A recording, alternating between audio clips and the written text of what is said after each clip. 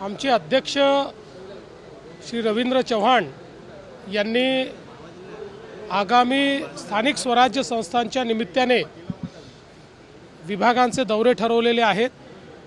त्या अंतर्गत आज मराठवाडा विभागाचा आढावा घेण्याकरता आम्ही आलो आहोत। यापूर्वी नाशिक विभागाचा आढावा आम्ही घेतला आहे। यामध्ये नगरपालिका, जिल्हा परिषद आणि महानगरपालिका अशा निवडणुकांच्या संदर्भात काय तयारी झाली आहे, पुढे संघटनात्मक रचना कशी करायची आहे, युतीच्या संदर्भातले विषय आहेत, अशा सगळ्या विषयामध्ये पक्षाला एक दिशा देण्याचा प्रयत्न या बैठकांच्या निमित्ताने आम्ही करतो आहोत।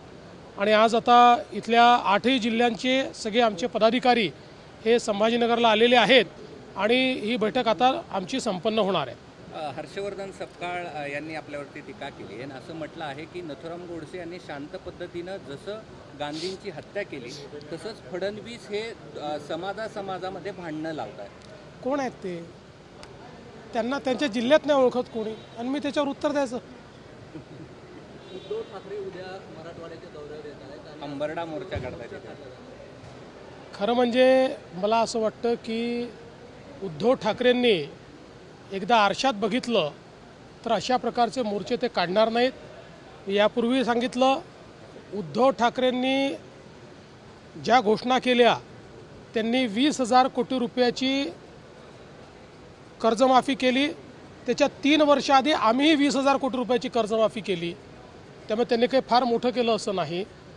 या उलट त्यांनी जी घोषणा केली होती की आम्ही 50,000 रुपये चालू खात्याच्या लोकांना देऊ, 2.5 वर्षात फुटकी कवडी दिली नाही, त्याचे 16 लाख शेतकऱ्यांचे पैसे आमचं सरकार आल्यानंतर आम्ही दिले।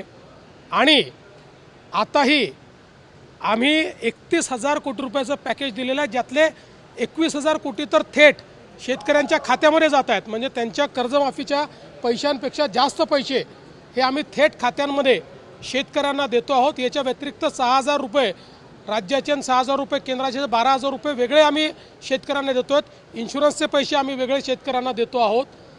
त्यामुळे ज्यावेळी त्यांच्या काळामध्ये अशी नुकसान झालं होतं त्यावेळी त्यांनी नेमके किती पैसे दिले हे जर आपण बघितलं तर त्यांना असा मोर्चा काढण्याचा अधिकार आहे का हे आपल्या लक्षात येईल। तथापि ठीक आहे, त्यांनाही कुठेतरी आपल्या पक्षाला जिवंत ठेवायचं आहे, त्यामुळे ते प्रयत्न करत आहेत।